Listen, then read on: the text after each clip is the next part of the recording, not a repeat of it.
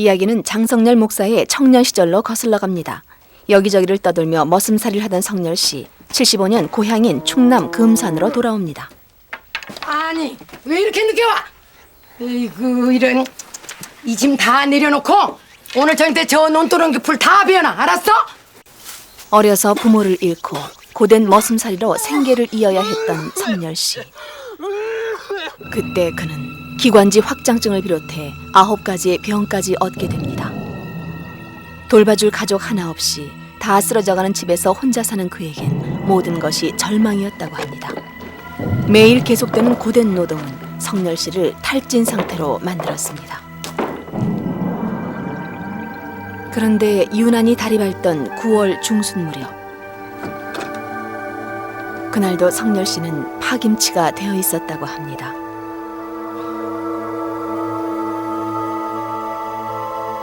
창호지로 스며드는 달빛에 외로움이 뼛속까지 사무쳤다는 성렬 씨.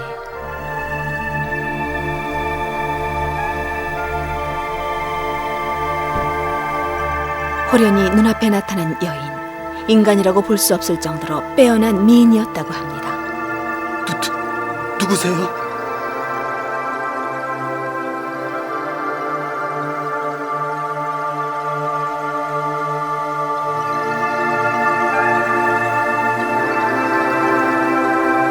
누구시냐고. 근데 벌떡 일어났지. 그러니까 조용히 하라 이거예요. 내 손을 이렇게 잡아요. 그래 내가 다시 누웠는데 그 순간 어떤 생각이 들었냐면은 참 미묘한 그런 흥분의 바람이 내 마음을 감싸면서 내가 바로 휴식에 들어가는 것 같은 느낌을 받았고. 그러나 다음 날 새벽, 여인은 흔적도 없이 사라져버렸습니다. 알 수 없는 여인의 정체, 성렬 씨는 궁금할 따름이었습니다. 장로님, 안녕하세요. 성렬이구만. 일하러 가는가? 예, 그래, 요즘 몸은 좀 어떤가? 덕분에 좀 나아졌습니다. 근데 장로님, 저 혹시 아니에요. 그럼 살펴가세요. 처음엔 교회 사람 중 누군가가 자신을 동정한 나머지 사람을 보낸 거라고 생각한 성렬 씨. 그러나 여인의 정체를 확인하지 못한 채 다음 날 밤이 찾아옵니다. 그런데 밤 11시경 또다시 여인이 나타난 것이었습니다. 말해주세요. 당신은 누구시죠? 이게 꿈인가요? 생신가요? 지금은 말할 수 없어요. 여인을 알게 된 후 성렬 씨의 머릿속은 온통 그녀에 대한 생각으로 가득 찼다고 합니다.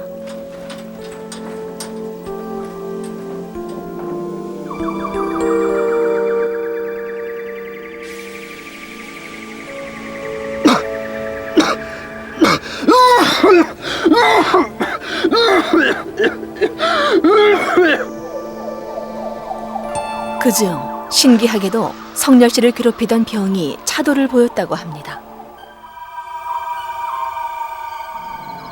그 꿈결 같은 시간들은 21일간 계속되었다고 합니다. 시원하다. 저거 성렬이 아니야? 그게 성렬이 저 친구 요즘 이상하지 않아? 무슨 일 있는 거 아니야? 저 친구 저 몸도 성치 않다면서 저러다가 저 죽은 거 아니야? 여인과 시간을 보내면서 6kg이나 체중이 줄었다는 성렬 씨. 동네 사람들은 지금도 그때를 기억합니다. 우리가 볼 때는 금방 저기 가다가도 금방 그냥 쓰러져서 죽을 것만 같더라고요. 그런데 여인이 찾아온 지 21일째 되던 밤, 이제 다시 오지 못할 거예요.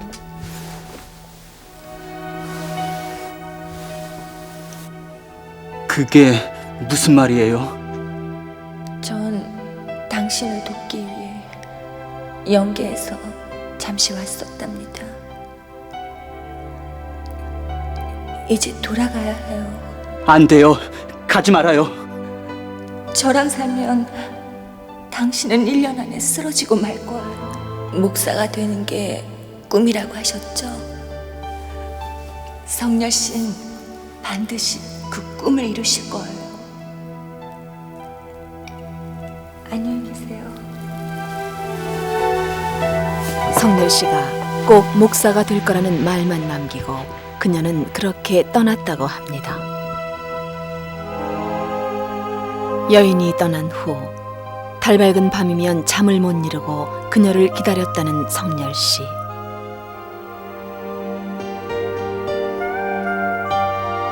그러나 여인은 다시는 나타나지 않았다고 합니다. 여인에 대한 그리움 때문에 6, 7년 동안 그 집을 떠나지 않았다는 성렬 씨. 여인이 떠난 지 20여 년이 지난 작년에야 성렬 씨는 그 집을 허물었습니다. 아, 이 집입니까? 여기 이 자리가 바로 그 초가집이 있던 꼬막집이 있던 곳. 대문이었는데 예.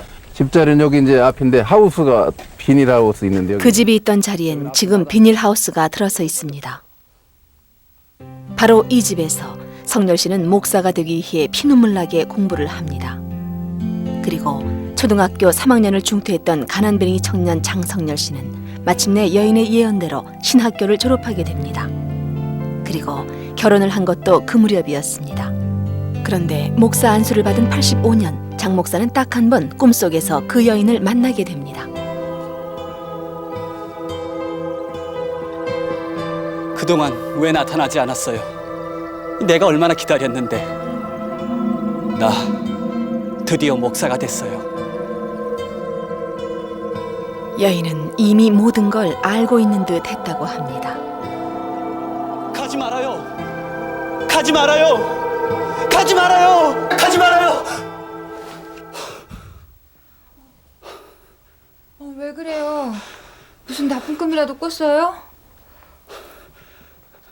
아니야. 더 자요. 그런데 놀랍게도 부인 김숙희 씨의 꿈에도 바로 그 여인이 나타나고 있었다고 합니다. 5번쯤 그렇게 나타났어요. 가끔 가다가. 지금부터 5년 전 김숙희 씨는 꿈속에서 마지막으로 여인을 만납니다. 아, 왜 안 자고 그러고 있어? 이상한 꿈을 꿔서요. 이상한 꿈? 예. 전에도 꿈에 몇 번 나타났던 여잔데 나보고 형님 하면서 큰 절을 하더라고요. 전에도 몇 번씩. 김숙희 씨의 꿈. 늘 말없이 사라지곤 했던 그 여인이 김숙희 씨에게 말문을 열었던 것입니다. 형님, 진작에 인사를 올렸어야 하는데 죄송합니다. 절 받으세요.